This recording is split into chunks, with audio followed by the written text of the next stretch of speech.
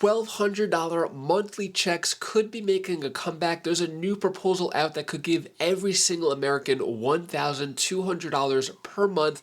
It is out in Congress. I'll let you know the latest of what's going on with that. And when it comes to the child tax credit, instead of the $500 monthly checks, looks like a potential $393 to every single parent per month. I'll give you the latest on those stimulus proposals, as well as the latest with the debt ceiling and some other important updates as well. All right, so let's dive right into this. Huge news here. Stimulus update, new proposal could give Americans monthly $1,200 checks. Is this possible? Is it going to happen? If so, when could it happen? Let's go over all those and answer those questions. So Ilhan Omar, this woman right here in Congress, voiced her opinion on supporting two proposals which could benefit millions of American families. This would provide an income floor for everyone in the face of inequality. Meanwhile, the second proposal would make the expanded child tax credit permanent. First, Omar said she will keep pushing for measures such as guaranteed income through legislative proposals like the Support Act. The Support Act would send $1,200 per month to every adult and $600 per month to every child through local governments via cash payments over a 5-year period. This bill builds on successful guaranteed income pilot programs we have seen in localities nationwide, including Minneapolis and St. Paul. So I've mentioned many times a lot of pilot programs, guaranteed income pilot programs going on in cities across the country, and some of them are continuing to go on for multiple rounds, not just one round. So looks like that concept has been proven successful. What's said here is Minnesota, so it's talking about the child tax credit as well. Let me get to the other part. Yeah, so basically when it comes to the child tax credit, I'll get to that in a moment. But for the $1,200 checks per month, I'm really curious. Is this a good idea, bad idea? Should this be implemented?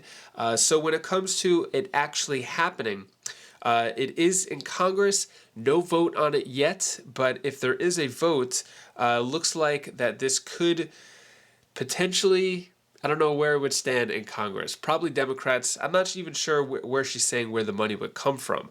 Yeah, so it is in Congress, but doesn't look like there is a vote yet. Stimulus update, the boosted child tax credit may be gone, but parents could get a $393 monthly payday instead. So the boosted child tax credit expired at the end of 2021, and families with kids have been desperate for relief ever since. A group of lawmakers has proposed a benefit that could give families with children thousands of dollars a year. So this comes as the Support Act, which was the other one, the Child Poverty Act, which is the child tax credit, which would give $393 a month, and it could do a lot of good for struggling families. But whether this proposal goes through is yet to be determined. For one thing, there's been pushback given that this proposal does not include income limits. The idea of giving $393 to families earning over $200,000 a year may not sit well, but it's encouraging to see that lawmakers are trying to provide relief to families with children who might really need the financial lifeline. So, excuse me, $393 to to families with kids younger than 18. Is this a good idea? Let me know. This would become permanent according to the legislation, when the other Support Act, $1,200 monthly checks to adults, would be over the course of 5 years. Also, it doesn't calculate how much it would cost and where the money would come from. So really curious to hear more of that. I'll let you know more details as it comes out. But let me know, are these good ideas, stimulus proposals? Let me know your thoughts on them. And then debt ceiling vote poses a test for Republican U.S. Speaker McCarthy. So there is some Republican pushback. There's definitely Democrat pushback to Kevin McCarthy's debt ceiling plan, because it kind of knocks off a few of the Democratic points that they wanted to make in terms of the debt ceiling crisis. Here is a video clip of a Republican not on board with Kevin McCarthy's plan. All right, it's a high-stakes week ahead for House Speaker Kevin McCarthy, who is getting mixed reactions from some of his fellow Republicans for his sweeping debt ceiling plan. McCarthy is vowing to bring it for a vote this week.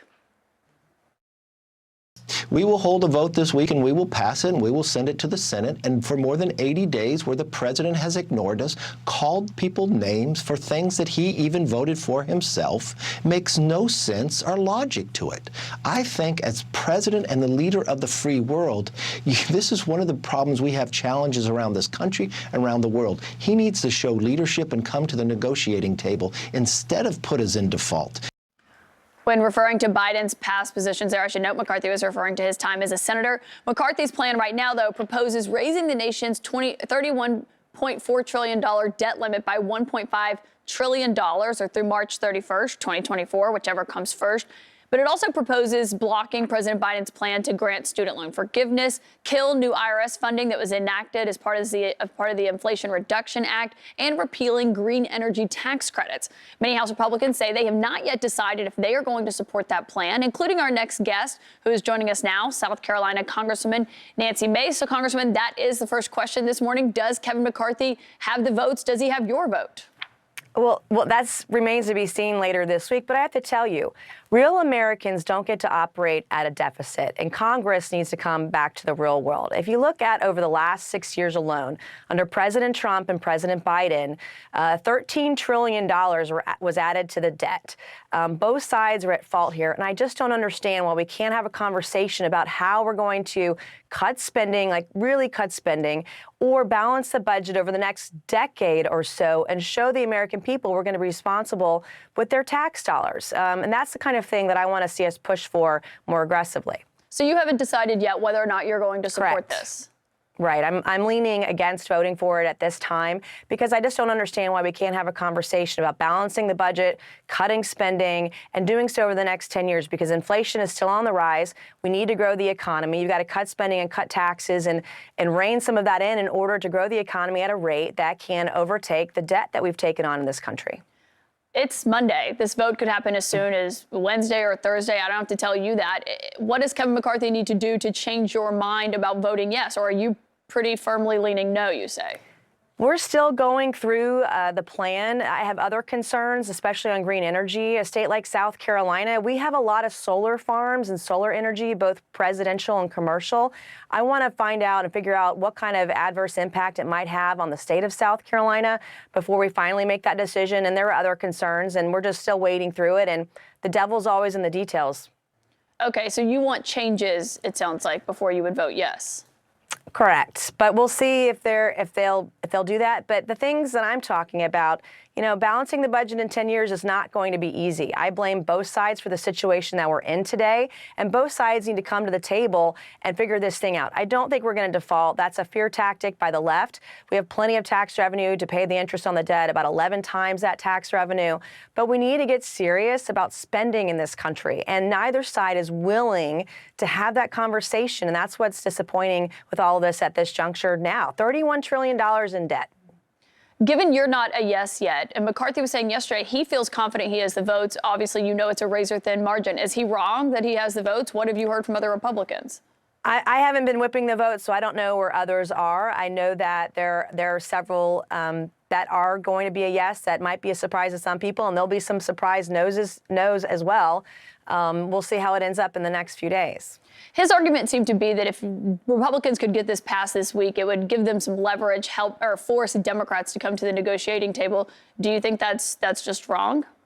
Well, that remains to be seen. I mean, we've had a really tough time, I would say, over the last couple of years, having both sides come to get together at the table to make some tough decisions, whether we're talking about legislation or the budget or spending, and we really need to do that. I mean, I hope that it can be leveraged for that, but so far the president said he won't even come to the table, and that's wrong, too. We need both sides to come together. Both sides have contributed to the $31 trillion of debt. Both sides need to make tough decisions. The average American has to balance their checkbook. I just don't understand why we keep kicking this can down the road and do absolutely nothing to curb our spending or be at least a little more responsible so we can balance things out over the next 10 years. I don't understand why that can't be a part of the conversation. What are your thoughts on that? Good idea, bad idea? Let me know down in the comments below. And that is all the news that I have for you today to hopefully cheer you up a bit. Here's my daughter Bella's tip of the day. Hi guys, I want to tell you the one thing that you can do to yourself. Be kind, be smart, and also you have to be kind to And also, you have to be kind to yourself. Thank you so much for watching. Appreciate all of your support. So this past weekend, did my first pickleball tournament since the injury of breaking my ankle, and I actually won the tournament. So my partner and I, we got gold, and that was great. A lot of really hard, challenging teams, but came through with the gold, so that was really exciting. Anyways, hopefully you have a great rest of your day. If you want to check out any of my other videos, click right up here, and I'll see you in the next video. Take care, be safe. Thank you for watching.